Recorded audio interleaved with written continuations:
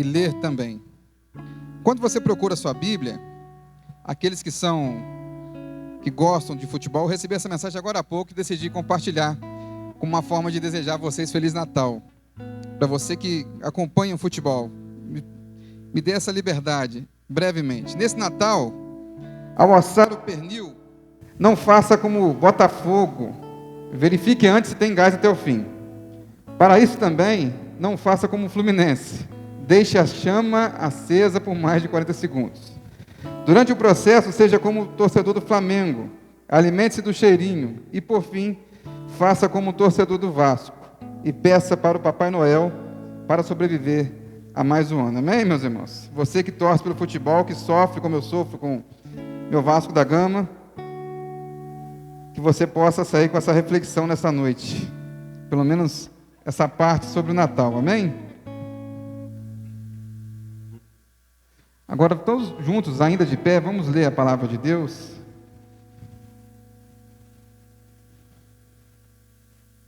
Diz assim, a Sagrada Escritura: quando Jesus terminou de dar essas instruções, verso 2, né? Vamos lá. João Batista, que estava na prisão, soube de todas as coisas que o Cristo estava fazendo. Por isso, enviou os seus discípulos para perguntarem a Jesus: o Senhor é aquele que haveria de vir, ou devemos esperar algum outro? Jesus respondeu: voltem a João e contem a ele o que vocês veem e ouvem. Os cegos veem, os aleijados andam, os leprosos são purificados, os surdos ouvem, os mortos são ressuscitados e as boas novas são anunciadas aos pobres. Verso de número 6.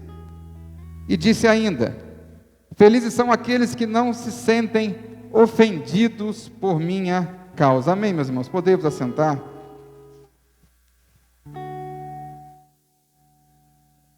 Eu gostaria de falar também algumas frases, inicialmente sobre o Natal, que é o momento na qual a gente está passando hoje, o Natal. E eu quero falar sobre o Natal, sobre o aniversariante do Natal, mas algumas frases. Uma delas é que o Natal existe 3 fases, nós temos 3 fases no Natal. Primeiro é alegria e empolgação. Daqui a pouco nós estaremos ceando. Muitos de nós estamos aqui ansiosos, inclusive esperando que o pastor termine o mais breve possível essa mensagem para que a gente possa ir para casa. Mas também tem comida demais, e a gente às vezes excede um pouco. E por final nós temos o remorso, que é a tristeza de ter comido muito e pedimos perdão a Deus. Outra frase também muito falada é que a minha árvore de Natal e a minha lista de tarefas têm algo em comum. Ambos estão incompletos até o último minuto. Eu sou aquela pessoa que deixa tudo para o final. Minha esposa sabe muito bem disso. E às vezes não consigo completar a tarefa. Outra frase que seria o ideal para todos nós, eu desejo para todos vocês nessa noite, é esta: eu gostaria de poder trocar meu saldo bancário com o peso que ganho no Natal. Seria um ótimo negócio. Amém, meus irmãos? A gente come demais, a gente engorda, mas faz parte desse momento. Outra questão é a questão financeira, né, meus irmãos? Esse mês estava programado no cartão uma meta para gastar, e já cheguei no dia 15 com a meta batida, já cheguei ao teto, então eu decidi dobrar a meta, e já passei da dobra da meta, estamos lá continuando firme e fortes. E vamos ver como será o final do mês. Eu creio que no final do mês estarei aqui no dia 31, pedindo a Deus: Maranata, ora vem, Senhor Jesus, porque o mês de janeiro não sei como eu vou passar. Amém, meus irmãos? Então, nós temos aqui a palavra de Deus, e temos 2 personagens muito importantes. O primeiro deles é João Batista, o segundo dele, não menos importante e o mais importante, o próprio Senhor Jesus Cristo. Mas antes vamos parar e pensar um pouco sobre quem era João Batista. João Batista, no verso 2, é aquele que está preso, encarcerado, está numa prisão, a mando do imperador da época, Herodes, e amando simplesmente para que ele fosse calado, porque ele estava causando problemas, tanto para o Império Romano, quanto para os judeus. Ele causava problemas. Então ele estava na prisão, ele soube de todas as coisas que o Cristo estava fazendo. Por isso enviou seus discípulos para perguntarem a Jesus. quem era Jesus, aquele homem que estava ali adiante. Mas João Batista era primo de Jesus, era parente de Jesus. E João Batista, a Bíblia fala sobre a relação entre as mães, tanto de João Batista quanto de Jesus. Isabel, mãe de João Batista, e Maria, mãe de Jesus. Lucas, no capítulo 1, verso 17, fala sobre João Batista e diz assim: "E irá adiante do Senhor, no espírito e no poder de Elias, para convencer o coração dos pais aos filhos, converter os desobedientes à prudência dos justos e habilitar para um Senhor um povo preparado." E eu falo do João Batista e na internet hoje, com essa facilidade, nós descobrimos uma religião que considera João Batista como seu Messias. O nome dessa religião é mandeísmo. A palavra mandeísmo significa conhecimento. Eles são um povo que vive em comunidade, eles não são um povo proselitista, ou seja, não são um povo que pregam, evangelizam como nós fazemos. Eles não fazem questão nenhuma de evangelizar ou trazer pessoas à sua religião. É uma religião considerada familiar. O grupo se fixa entre os seus membros e sua descendência. Tem cerca hoje de 100 mil membros dessa religião. É uma família constante e eles são de um povo semita, similar ao judeu, ao árabe, algo do tipo, daquele povo daquela região. Mas veneram João Batista como Messias. E interessante que eles praticam um ritual de batismo todo domingo. Eu fico pensando se aqui na igreja adotasse esse procedimento de todo domingo ter que batizar. Eles batizam, têm uma escritura própria, seguem os passos de João Batista. E você me pergunta, tudo bem, aprendi hoje sobre uma nova religião, mas o que tem a ver essa religião com o texto bíblico, com João Batista ou com o próprio Cristo? É que esse povo esteve com João Batista, esse povo andou com João Batista, e João Batista declarou incisivamente que ele não era o Messias. Se você acompanhar comigo, no Evangelho de João, capítulo 1, verso 20, ele diz: "Eu não sou o Cristo." João Batista era um profeta que caminhava no deserto. Era um profeta que alguns vão dizer que era da seita ou da denominação chamada essênios. João Batista, ele fazia abstenção, abstinha-se de álcool, de comidas fortes, bebidas fortes, como Nazireu fazia. Você se lembra, por exemplo, do caso de Sansão no Antigo Testamento. Mas João Batista, apesar de ter preparado o caminho para o Senhor, preparado o caminho para o Messias, ele não era o Messias. Ele fez grandes obras e Jesus o exalta. Se você continuar na sua casa após este culto, a ler o resto dos versículos, ele exalta a figura de João Batista, o compara a Elias na sua grandiosidade, na sua função, mas João Batista não é o Messias. Não é o Messias. E por que eu estou fazendo essa afirmação? Porque tem muita gente nos dias de hoje confundindo o Messias, confundindo o Cristo. Você sabe muito bem que a palavra Messias e Cristo são sinônimas. Messias está no hebraico e Cristo no grego. É a mesma expressão. Mas então por que esta confusão? A confusão acontece principalmente por conta do nosso coração. O nosso coração, ele é enganoso. O nosso coração, ele mente para nós mesmos, por conta do pecado, de acharmos que nós temos condição, por nós mesmos, de descobrir quem é o nosso Salvador, quem é o nosso Redentor, quem é o nosso Deus. No livro Deuses Falsos, e eu recomendo muito este livro, Tim Keller fala sobre a idolatria. E aí você para e pensa comigo, e quando você ouve falar da expressão idolatria, eu creio que muitos de nós, eu mesmo, quando se fala essa expressão, se lembra algumas religiões, alguns lugares que têm imagens de escultura, que têm veneração. Isso é idolatria, não estou negando esse fato. Mas, além desses lugares que existe uma idolatria, existem outros também no nosso coração que não precisam de imagens de escultura, não precisam de estátuas, não precisam de fotos, de nada físico para que nós adoremos. Por exemplo, o dinheiro, tão obcecado, o dinheiro, pode ser o nosso ídolo. Pode ser o nosso ídolo, com certeza. E se deixarmos, ele toma conta das nossas vidas, e ele domina a nossa vida, e nós fazemos dele um Deus. Colocamos um pedestal, um local e dizemos: esse é o nosso Deus. Você pode se lembrar do jovem rico. Jesus em nenhum momento questionou a riqueza dele como sendo um problema da riqueza. O problema era o coração do jovem rico e onde estava o seu Deus naquele momento. O seu Deus do jovem rico era o dinheiro. Mas também a família, que é um bem precioso e que nós cristãos devemos valorizar. E hoje é um dia que nós lembramos e sempre que possível estamos juntos em família, pode ser um ídolo nas nossas vidas. Pode ser um ídolo. Tem gente que coloca a família em primeiro lugar e esquece de Deus. Coloca a família em primeiro lugar e esquece de estar na igreja. Coloca a família em primeiro lugar e acaba fazendo algo que desagrada a Deus em prol da família. Tem gente que faz coisa errada para defender a sua família. Então, veja a questão. A família é um bem precioso, é um baluarte que nós devemos amar e preservar. Mas devemos avaliar e pensar se ela não é um ídolo em nossas vidas. Então, a idolatria funciona amplamente dentro das comunidades religiosas, estou falando de igreja, de gente reunida religiosamente. Tim Keller falando. A verdade doutrinária é elevada à posição de um falso Deus. A igreja, meus irmãos, a igreja pode ser um ídolo. Pode estar pertinho de Deus, pertinho de alcançar Jesus, mas não está perto de Jesus.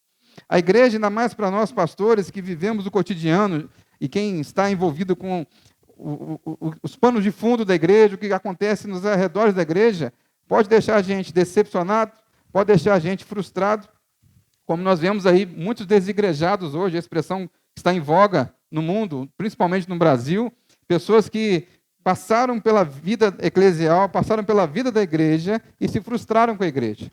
Mas a igreja não tem essa função. A igreja do Senhor Jesus, lavada e remida pelo sangue do Cordeiro, é a agência do reino, está aqui para servir e para ser proclamadora do evangelho. Mas tem gente que se frustra com alguma coisa dentro da igreja, porque colocou a sua confiança na igreja, não em Jesus.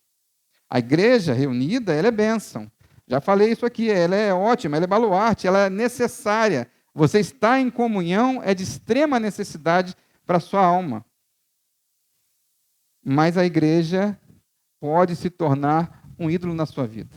Quando você coloca, às vezes, a igreja à frente dos seus familiares, quando você coloca a igreja à frente de outras questões, quando você faz da igreja um mecanismo de sobrevivência da sua vida, a igreja pode se tornar um ídolo, um pedestal que te ofusca a encontrar o verdadeiro ídolo, que é Jesus Cristo. Nós podemos entrar num legalismo, querendo colocar as pessoas algo que Deus não mandou que nós colocássemos nela, ou que Deus não mandou que nós disséssemos a ela. Então a igreja pode ser pedra de tropeço, não deveria, mas devemos ter cuidado com esse ídolo.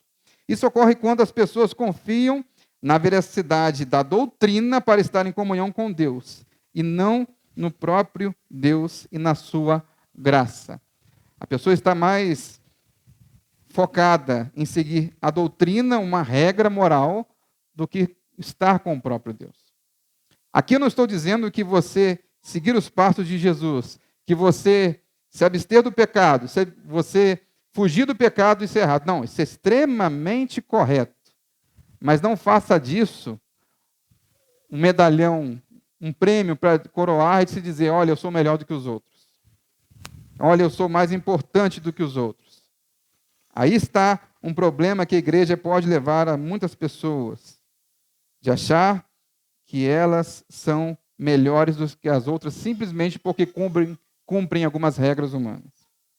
Então, nós temos que ter muito cuidado com isso. E qualquer esperança cultural dominante que não seja o próprio Deus é um falso Deus.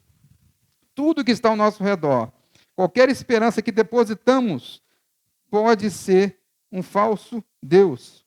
Os ídolos, então, tomam apenas formas individuais, mas podem ser corporativos ou sistêmicos.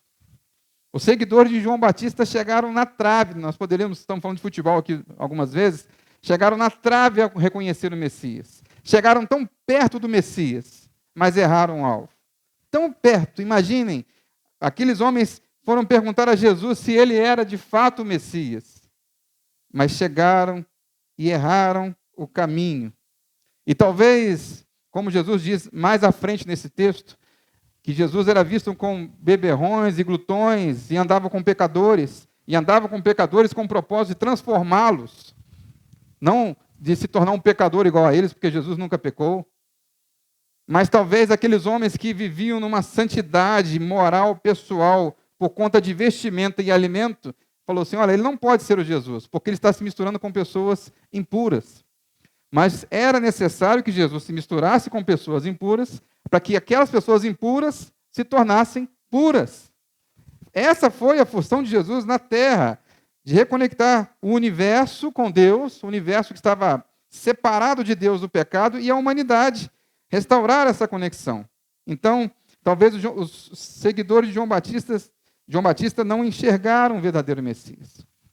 E aqui vale uma palavra, hoje é dia 24 de dezembro de 2024, nós estamos no Brasil, em Itaperuna, e talvez alguém assista na internet daqui a uns anos, e nós temos que ter muito cuidado em quem nós depositamos a nossa confiança. E nós, como eu falo, quando falo da igreja do Senhor Jesus. Nós podemos focar num Cristo diferente, focar numa pessoa, nós podemos focar no pastor, seja em mim, por exemplo, você focar em mim, e achar que eu sou o Cristo, eu sou o Salvador, eu sou aquele que vou trazer redenção até você. Eu posso trazer a palavra de Deus e apresentar Cristo a você, como João Batista fez. Quem sou eu para ser comparado a João Batista? Mas nesse trâmite, nesse procedimento. Mas Jesus é o verdadeiro Cristo, o Messias. E o mundo passa, nós passamos dificuldades, nós passamos por lutas, seja no âmbito político, social, mas o nosso Messias tem que ser Jesus Cristo, não há outro. Não há outra pessoa para seguirmos e nós podemos perder o foco. Mas então, quem é esse Jesus que eu estou falando a vocês nessa noite? Muitos de nós já conhecem até com profundidade, muitos até estudam e sabem até mais do que eu sobre Jesus, e amém por isso. Mas o verso 5, você com a sua Bíblia aberta pode acompanhar, diz assim, os cegos veem, os aleijados andam, os leprosos são purificados, os surdos ouvem, os mortos são ressuscitados e as boas novas são anunciadas aos pobres. A primeira característica de Jesus é o Deus conosco. Em Mateus, no capítulo 1, verso 23, diz que eis que a virgem conceberá e dará à luz a um filho, e ele será chamado pelo nome de Emanuel, que quer dizer Deus conosco. Jesus é aquele que nos reconecta com Deus Pai, Deus Filho, que nos reconecta com Deus Pai. Você sabe que no Antigo Testamento, por conta do pecado de Adão e Eva, que é transmitido a toda a humanidade, nós ficamos distantes e separados de Deus. Distantes e separados de Deus. A comunicação foi cortada. Nós diríamos na linguagem atual que a internet foi desconectada. Nossa conexão com Deus foi perdida. Então, Deus escolhe um povo, o povo de Israel, e para que aquele povo escolhido de Deus tivesse acesso a Deus, era necessário fazer um sacrifício. Era necessário que um cordeiro fosse imolado e morto para que houvesse um restabelecimento da comunicação provisório. Provisório. Não era permanente. Então, Deus, na sua graça e na sua soberania, envia a pessoa de Jesus Cristo para que essa comunhão, essa conexão seja restabelecida. Deus, no Antigo Testamento, fala o tempo todo que gostaria e desejaria de ter comunhão plena com o seu povo. O próprio Deus, Israel, tira o povo de Israel e fala, olha, eu estou escolhendo esse povo porque eu quero ter comunhão com eles, ele será o meu povo. Olha só, Deus fazendo a parte dele, enquanto Deus, de restaurar essa comunhão. Mas, como falei, o cordeiro, ele era maculado, ele tinha mácula, tinha defeito, não era perfeito. Precisavam de um cordeiro perfeito. Então, Jesus é o Cordeiro de Deus, sacrifício pleno. No Evangelho de João, no capítulo 1, verso 29, diz assim, no dia seguinte viu João a Jesus, que vinha para ele, e ele disse, eis o Cordeiro de Deus, que tira o pecado do mundo.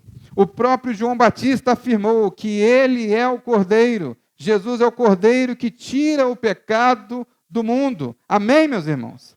É por causa dele que nós estamos aqui nesta noite. É por causa dele que eu e você podemos orar ao dormir e ao levantar e termos acesso a Deus Pai. Ele é o Cordeiro Santo. Ele é o Cordeiro sem mácula, sem pecado, que nasceu, seja no dia 25 de dezembro ou no 6 de janeiro, como a tradição oriental crê, independente dessa data, como nós falamos aqui, o pastor Silvio muito bem falou, mas ele nasceu de uma virgem e morreu ao terceiro dia para nos dar vida e vida eterna. Esta é a razão de Jesus estar aqui. E por isso, terceiro, a razão do Natal e da nossa fé. Jesus é a razão do Natal e a razão da nossa fé. O Natal só faz sentido quando tem o aniversariante. Imagine nós, vamos comemorar o aniversário de uma pessoa em que o aniversariante não está presente. É estranho, certo? Claro que hoje, o mundo moderno, os filhos vão estudar fora e assim por diante, mas é triste. Vamos ser honestos. Você comemorar o aniversário de uma pessoa que não está presente, está ausente, é triste, é ruim. No mínimo, nós tentamos fazer hoje uma chamada de vídeo ou algo do tipo. Mas o Natal faz sentido, a celebração faz sentido, comer bastante faz sentido. Quando Jesus Cristo está na mesa conosco, está lá ao nosso lado, e Ele é a razão do nosso Natal e da nossa fé. Hebreus, no capítulo 12, verso 2, diz: olhando firmemente para o autor e consumador da nossa fé, Jesus, o qual, em troca da alegria que lhe estava proposta, suportou a cruz, sem se importar com a vergonha, e agora está sentado à direita do trono de Deus. Então, você nesta noite saiba reconhecer quem é Jesus. Quem é Jesus? Saiba reconhecer. Jesus não é meramente um grande profeta, como muitos creem. Os judeus creem assim, os muçulmanos creem assim, outras religiões creem. O kardecismo, o espiritismo kardecista crê em Jesus como um grande profeta. Mas Jesus não é apenas um profeta. Ele é o Salvador da minha e da sua vida. E essa é a razão de nós estarmos aqui comemorando. Então, vem aqui a pergunta: a quem escolher, então? Jesus, João Batista, a quem nós deveremos escolher? O verso 6 diz assim: e disse ainda, felizes são aqueles que não se sentem ofendidos por minha causa. Eu escolhi até essa versão, nova versão transformadora, porque usa a expressão ofendido. É a expressão que mais é usada nos dias de hoje. Mais usado. Umas versões falam escandalizados e assim por diante, mas ofendidos. Bem-aventurados são aqueles que não são ofendidos por minha causa. E aí nós temos um termo muito conhecido nos dias de hoje, chamado cristofobia. Cristofobia. Eu pesquisando na internet, algumas mídias, alguns jornais digitais, disseram que essa palavra não se cabe ao Brasil, por exemplo, porque nós não temos ninguém morrendo, sendo assassinado por ser cristão. De fato, eu não tenho nenhum dado, nenhuma informação de alguém que tenha morrido recentemente por simplesmente ser cristão. Nós sofremos perseguição aqui no Brasil, mas faz muito tempo. Hoje está mais pacificado. Mas a cristofobia não é apenas você assassinar uma pessoa por ela ser de uma religião ou de uma visão. Não é. Existem formas de você gerar preconceito sem que você assassine a pessoa. Inclusive, você até mantém ela na sociedade, continue na sociedade, mas você vai minando a sua força aos poucos. Isso é um fato. Tem acontecido no Brasil, tem acontecido na Europa e tem acontecido principalmente nos Estados Unidos. Então, nós temos um pastor norte-americano de origem, ele é norte-americano, hoje ele é pastor na África, chamado Vold Balkan. E ele tem um livro excepcional que eu recomendo, chamado A Fé Cristã Sob Ataque. E ele, nesse livro, ele cita um homem chamado Bernard Goldberg, e diz que os cristãos são o único grupo nos Estados Unidos sobre os quais a mídia, a imprensa, pode lançar insultos sem medo de represálias. Eu vou repetir. Os cristãos são o único grupo nos Estados Unidos sobre os quais a mídia pode lançar insultos, ofender, sem medo de represálias, sem medo de haver uma indignação do povo. Por exemplo, e aqui eu quero só esclarecer isso aqui, assim, essa frase. Quando você insulta alguém por conta da sua cor, isso é um insulto, isso é errado. A mídia geralmente procura saber quem fez aquele ato e repreendê-lo. E está certo em fazer isso. Está certo. Quando você ouve alguém que foi insultado pela sua opção sexual, nós devemos respeitar as pessoas, mesmo que em última análise nós não concordemos com essa opção sexual, a mídia vai em cima e faz todo um trabalho. E ela está certa nisso. Nós devemos respeitar as pessoas. Mas quando a própria mídia ou alguém insulta o cristianismo, seja na TV, no rádio, na internet, as pessoas se calam, aquele silêncio nós chamamos de ensurdecedor. Esse é o problema da cristofobia. A cristofobia nós chamamos que ela é velada, ela vai acontecendo aos poucos e você nem nota. Eu me lembro de um filme que lançou em 2017, chamado Estrela de Belém, um filme infantil, um desenho. Lançou na Netflix e é excepcional, recomendo a você assistir com o seu filho. E recomendo principalmente porque teve gente que não gostou, porque falava de Jesus Cristo. Então, a minha maior recomendação é essa. Mas no filme Estrela de Belém, foi passado numa escola na França. E aí, durante a exibição, estão lá as crianças assistindo o filme, e os professores assistindo o filme, e os professores, durante um período do filme, mandaram parar o filme, e logo após isso, mandaram as crianças de volta para suas casas. E segundo o relato dos professores, esse filme foi parado porque simplesmente se falava muito o nome Jesus Cristo. Acreditem se quiser. Acreditem se quiser, está na internet. Então, essa ideia de não ofender só é válida quando se fala de Jesus. A ideia de, quando você se diz cristão e diz que a sua fé, olha, eu creio somente em Jesus Cristo como o único Salvador, o único Redentor, aquele que pode me dar a vida eterna, você já é ofensivo, porque você tem que respeitar as outras religiões. Existem relatos, por exemplo, na Suécia, em que os sinos da igreja luterana não podem ser soados porque irão ofender as outras religiões. Enquanto que as outras religiões passam em carreata na rua, os muçulmanos principalmente, e eles toleram com a maior tranquilidade. Na França, por exemplo, está acontecendo um fenômeno interessante. Na França, o islamismo, os muçulmanos, principalmente pelos imigrantes, estão tendo uma quantidade tão impressionante que o que era progressista, o que era leis a favor de tantas questões como o aborto, por exemplo, estão sendo recuadas por conta dos muçulmanos. Não é nem por causa dos cristãos, é por causa dos muçulmanos. Olha só que absurdo que nós chegamos, né? Mas perceba, então, no filme não se pode falar de Jesus Cristo. No filme não se pode tratar o nome de Jesus Cristo. O Natal, se você tem uma empresa, e eu vi agora há pouco numa rádio evangélica, uma empresa desejando Feliz Natal. Feliz Natal, aquela fala toda. Mas não se fala de Jesus Cristo. É feio falar de Jesus Cristo no Natal. Imagina você comemorar o aniversariante e não falar o nome dele. Não, a gente não pode falar o nome do aniversariante, não, porque alguém pode se ofender aqui. Nós chegamos a esse ponto no cristianismo. Esse pastor Vold Balkan também fala do relativismo religioso. Ele diz, primeiro, que todas as religiões são iguais. Todas as religiões são iguais. Todas elas levam a Deus. É uma forma de levar a Deus. E eu gostaria muito de estar errado, gostaria muito de crer na doutrina, por exemplo, do universalismo, em que diz que todos serão salvos independentemente do que forem na terra, do que creem.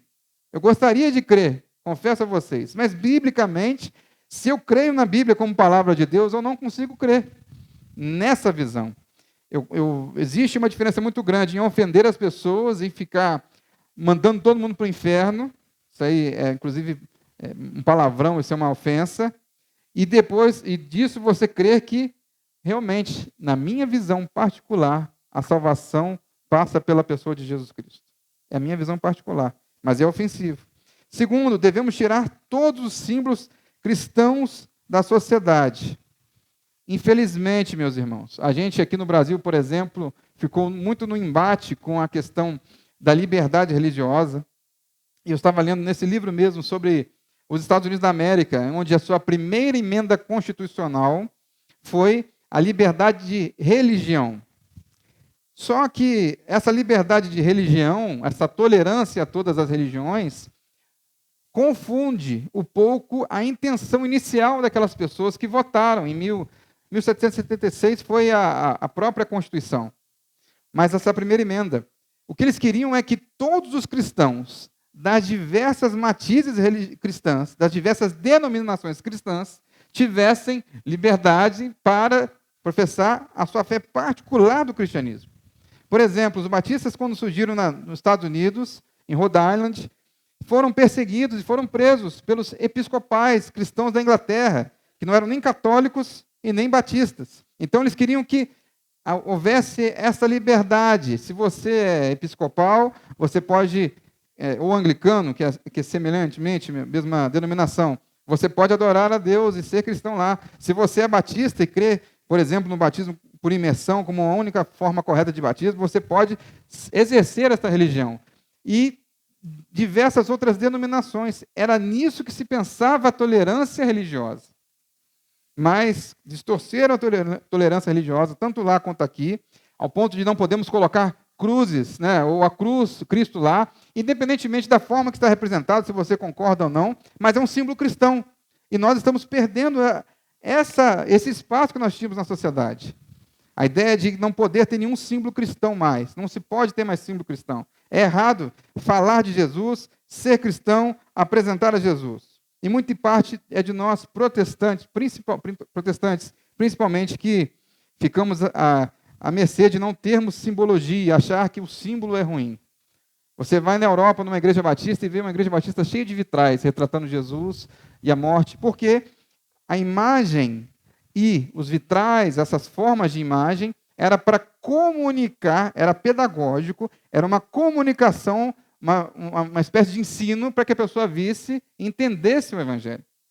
Você está aqui hoje e, pela graça de Deus, você é alfabetizado, você pode ler a Bíblia, mas há 300, 400, 500, 1.000, 1.500 anos atrás, 2.000 anos atrás, não era muito comum as pessoas aprenderem a ler e escrever e ter acesso à Bíblia. Então, era uma forma didática. Isso foi, sim, distorcido? Foi distorcido.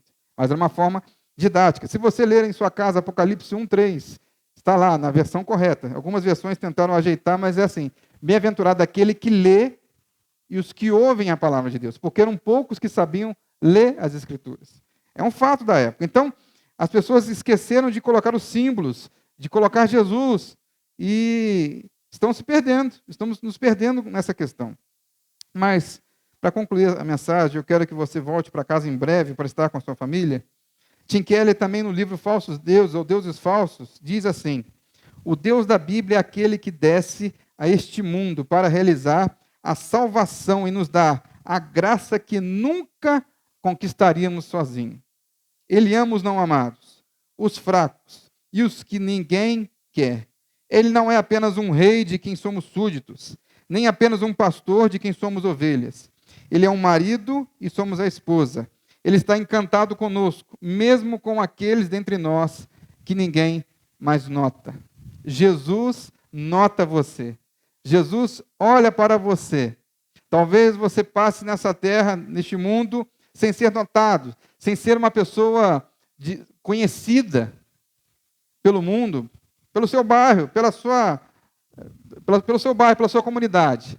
Mas Jesus está notando você. E Ele quer ter um relacionamento com você em particular. Ele ama a igreja, Ele ama a noiva em comunhão, mas Ele ama também o relacionamento individual que nós temos com Ele.